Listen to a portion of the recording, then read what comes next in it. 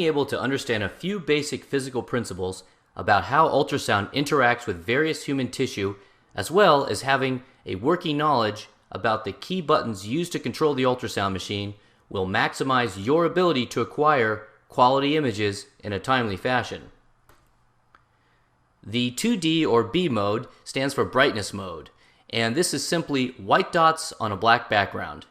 And this is the reset button on most ultrasound devices that takes off any of the changes you may have made or instrumentation, calipers, things like that. The brightness mode resets it back to its native state. The next button you may encounter is the M mode. The M mode stands for motion mode. And the part of the spike that corresponds to the top of the tissue corresponds to this graphical representation right here of motion. This is a two-dimensional tracing of anything moving on the screen. So structures down here, like this is the plural line right here, because that's sliding back and forth, we see it represented as sandy appearance down here at the bottom of the screen. So motion appears granular, whereas structures that are static over time appear as horizontal lines when using motion mode. And then there's the color flow Doppler. Color flow Doppler is directional flow. Red is flow towards the transducer. Blue is flow away from the transducer. And as we can see here in this aortic aneurysm, there is a turbulent flow kind of going back and forth. And another type of Doppler is called power flow Doppler or color power Doppler. The way you activate that is after depressing the color button, you then activate this by the soft key that corresponds to the power flow, power Doppler function. And this is an orange only type of flow. It's not directional. It's a very sensitive type of flow and is used for identifying perfusion in tissue that has a low perfusion state, such as the testicles. And then there's pulsed wave Doppler, sometimes called spectral Doppler. After depressing the Doppler button, you get this sampling gate here, and you can direct where you would like that sampling gate. In this case, it's over the subclavian artery, and we have therefore an arterial waveform. And these are called velocity waveforms, and this is the peak of this spike corresponds to 20 centimeters per second, whereas over here these are venous waveforms. This is the subclavian vein and appears as a much lower flow state, maybe up to approximately 10 centimeters per second. Pulse wave Doppler. Well, the way ultrasound works is the transducer has the piezoelectric effect, meaning that when electricity is applied to it, the crystals shake and the sound gets emitted from the crystals at the ultrasound frequency. That those sound waves travel into the body and then reflect back to the crystals, and the crystals shake again, transducing acoustical energy back into electrical energy, and the machine plots these dots on the screen. And the longer it takes the sound to come back, the further down the field that it will plot the dot. And the denser the tissue, the more echo bright the dot will be, and the less dense the tissue, such as water or urine or bile, the darker the dot will be, so to speak. And so that's how, in a sense, ultrasound works. It depends how deep the tissue is, how long it takes the sound to come back to the probe, and how dense the tissue is how bright the dot will be. And that term brightness is really a better term for it is echogenic. So a structure is hyperechoic if it is more echo bright than the surrounding tissue or more echogenic. Something is hypoechoic if it is less echogenic than the rest surrounding tissue. And finally, something is anechoic when it is completely devoid of echoes and is jet black compared to the surrounding tissue. The transducers themselves have different frequencies about which they can toggle.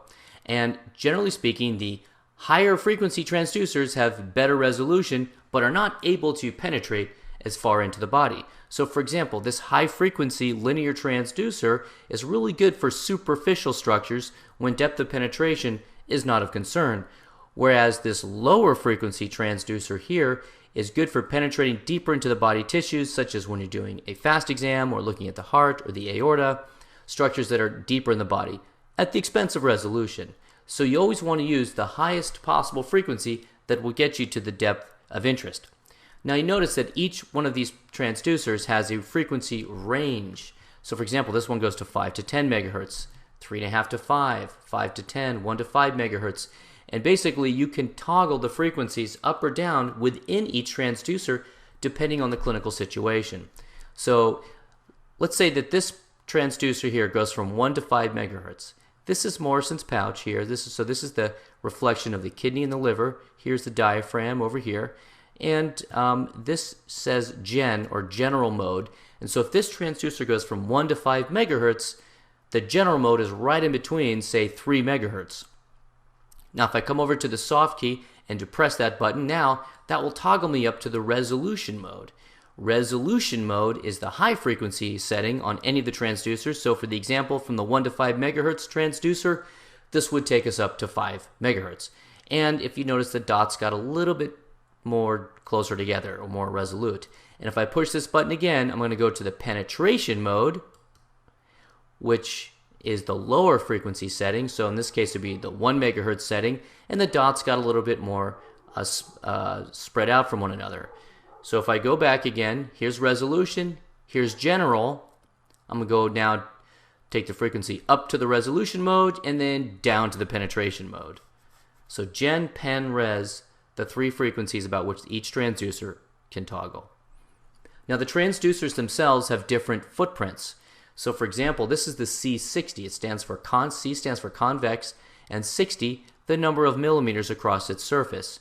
Notice that with anytime you're working with an array, the edges of the image splay out from one another and you lose a little bit of lateral resolution. So it's important whenever working with an array transducer to try to center the structure that you're looking at down the center of the screen to take advantage of the fact that the scan lines are a little bit closer together.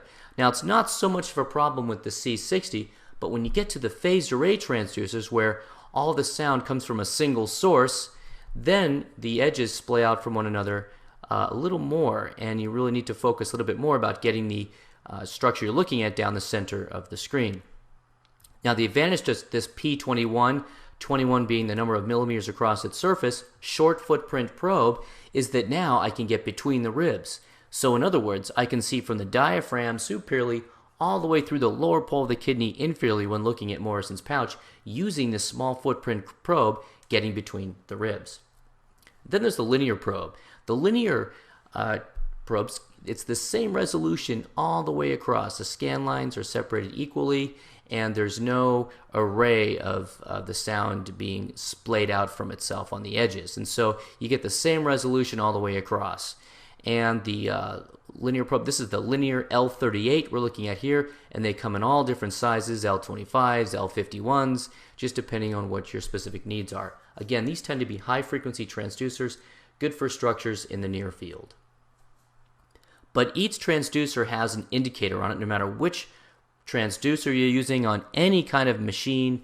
You got to try to locate the indicator, because the indicator has a standard in this country.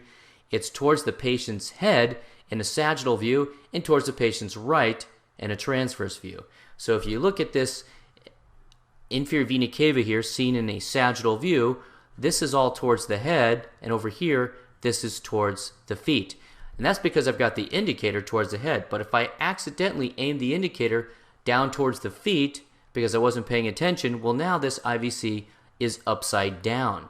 And when that IVC is upside down, while you can still interpret it, it's an upside down image and goes against the convention in the United States. And over time, that appearance should feel like fingernails on a chalkboard to you. So I'm going to turn it back right now because that's having that effect on me now. And this is the transverse view. We have the indicator towards the patient's right. Same blood vessel, the IVC now seen in a short axis. And we see everything over here is towards the patient's right. Everything over here is towards the patient's left. But just to reiterate this point, this is the sagittal view. And recall that sagittal means longitudinal as approached from the anterior portion of the body. And it's a long axis of the body when we come anteriorly. Transverse, it's as if we're standing below the patient's feet looking up towards the body. I've got the indicator towards the patient's right, and the IVC appears as a short axis. And it's not unlike reading an axial CAT scan where we have everything over here to the right and everything over here towards the patient's left. Now, Coronal is where people can get confused. Coronal also means longitudinal, like sagittal, except now we're getting a longitudinal view from the side of the body. So we've got the probe along the lateral aspect of the body, the indicators towards the patient's head, and that's why we can see the diaphragm up here superiorly, and all the way down through Morrison's pouch, we see the lower pole of the kidney inferiorly. And so this is towards the feet, this is towards the head, and this is a coronal view. It's coming from the side of the body. Now, there's the depth button, and the depth button is important to adjust how deep you want the sound to go into the body. And basically, the longer the sound goes into the body, the deeper the depth will be on the screen. And the way you control that is by pressing this button, the sound will go into the body less deep, and by pushing this button down here, the sound will go into the body more deep. Let me show you a clinical example. This is a patient who's got, this is a small patient who is a pediatric patient who was involved in a motor vehicle crash. And basically, when we look over here at Morrison's pouch, we can see that from the skin line into the body, 22 centimeters is too deep. We're wasting all this screen real estate on this small patient. So what we need to do is come over here and depress the shallower button, and that takes us to 18 centimeters. Well, now Morrison's pouch takes up a lot more space on the screen. We're not wasting so much real estate down here. We're going to go ahead and depress that button one more time, and now we're only taking the sound down to 14 centimeters, and now Morrison's pouch appears much larger on the screen. And these are little 1 centimeter hash marks that we see coming down the screen here. If you add them all up, they equal 14. So decreasing the depth maximizes the screen real estate. And then there's the gain. The gain is control of the strength of the returning echoes. And it's common for novices to want to overgain the image, so just resist that temptation, and especially in an overly lit room. You'll want to try to reach for this gain maybe a little bit too much. This is the top half of the gain field, this is the bottom half of the gain field, and this is the overall gain. And I'll show you how these work. So we take this image right here, and the goal is to make it uniform in its gain. So from the skin line into the body, we can see the top half of the field is overgained, while the bottom half of the field is undergained. So to compensate for that, we're going to turn down the near field and turn up the far field. And as we do, now we have the opposite problem. The far field is overgained, the top field is undergained. So to compensate for that and make it uniform, I'm just only going to now turn down my far field. And as I do so, well, now the whole screen is uniform, but the entire thing is uniformly undergained. So what I'm going to need to do is uniformly increase that amount of gain, and as I do, now I went a little too far. You see the whole field is overgained, and you're starting to lose information here where I'm looking for anechoic fluid in Morrison's pouch between the liver and the kidney. Well, now I've overgained it, so I can't tell if there's fluid there, so I'm going to go ahead and turn down my overall gain just so my gain is perfect. And now I've got uniform gain top to bottom. So is this image now perfect, or is there one more thing we could do to adjust this image to make it more perfect? And the depth is at 18. If we took the depth to 14, this indeed would be a perfect image. It's a small patient, so we're on the resolution mode. We've got our gain adjusted perfectly, and if we just turn that depth down one less notch to 14, the image would be optimized for that particular window. Well, then there's different artifacts. The word attenuation means the progressive weakening of the sound as it travels into and then out of the body. When sound encounters a high attenuating tissue, therefore, the echoes posterior to it get diminished, and an acoustic shadow is what results. This happens when you have tissue that is very high density, such as gallstones. You see the sound is getting attenuated or weakened as it encounters the gallstones, and then there's a shadow that persists, and that is what defines us as having a gallstone. Sometimes sound can travel through an organ very easily, such as fluid or water or the urinary bladder. See, when sound encounters this low attenuating tissue, well, then the echoes behind it get enhanced posteriorly. And that's the reason why we use the bladder as an acoustic window to visualize structures behind it. See, in this example here, we can see The anechoic bladder is, as appears basically black on the screen, and structures behind it have posterior acoustic enhancement. Because of the low attenuating effect of the bladder, structures posterior to it are echo bright. Then there's gas. Gas is the true enemy of ultrasound. When sound encounters gas, it gets scattered everywhere, and you lose the ability to really process the image and make any meaningful interpretation of it. So when you look at an image like this and you can't make any sense out of it, the answer usually is bowel gas. Happens a lot when you're scanning the aorta, and the solution is just to push the probe with more force to displace some of those loops of bowel to get around the bowel gas. Refraction is another type of artifact. When the sound is going through two different mediums, it gets redirected or refracted, and then what happens is you have a shadow that exists down the edges of that second medium. This is not unlike the bending of a pencil in a glass of water as seen with Snell's law. And so we have medium 1, medium 2, the sound changes speed, and as it does so, it gets redirected or refracted, and we get these lateral shadows that come down on the edges of the different medium. Reverberation artifact appears as equidistant arcs from the transducer. When you see these equidistant reverberation artifacts, we see that a lot on transducers, and you don't want to mistake that for something anatomic or pathologic. So this is an ovarian cystic structure here seen with the intracavitary transducer, and we see these equidistant arcs coming down right here, and that's not a hemorrhagic cyst or anything clinical. That's simply reverberation artifact. We see it anytime we use a curved or a phased array transducer. Very commonly we see these reverberation artifacts. And finally, there's the mirror image artifact. And the mirror image artifact is very helpful in diagnosing hemothorax, pleural effusion, or ruling out any fluid in the chest. So when you have the mirror image artifact, that means there's no fluid in the chest. Here's how it works. When the sound goes through the liver in Morrison's pouch, so this is the kidney, this is the liver, this is Morrison's pouch here. In that right upper quadrant view, as sound goes through the liver, it encounters the diaphragm.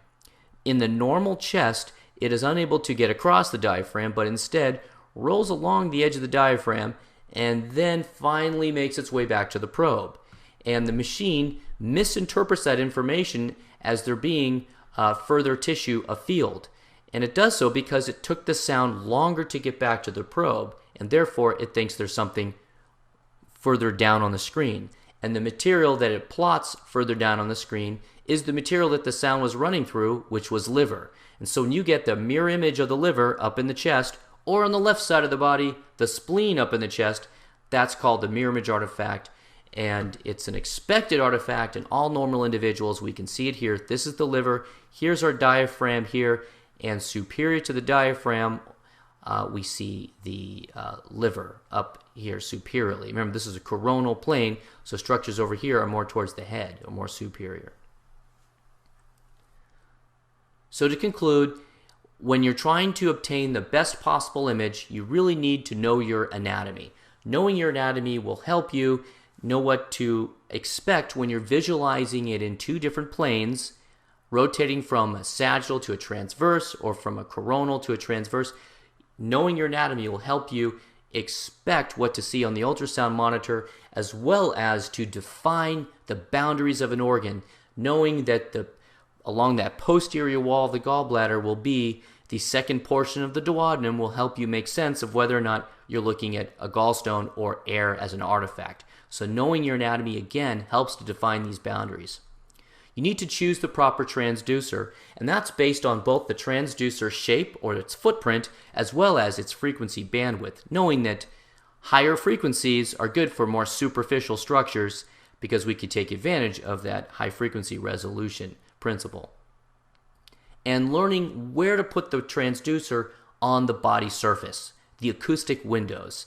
That's something that you're going to perfect as you go through and learn each module of ultrasound. And don't forget to maximize your system controls. And those controls are the depth, the gain, and the frequency. This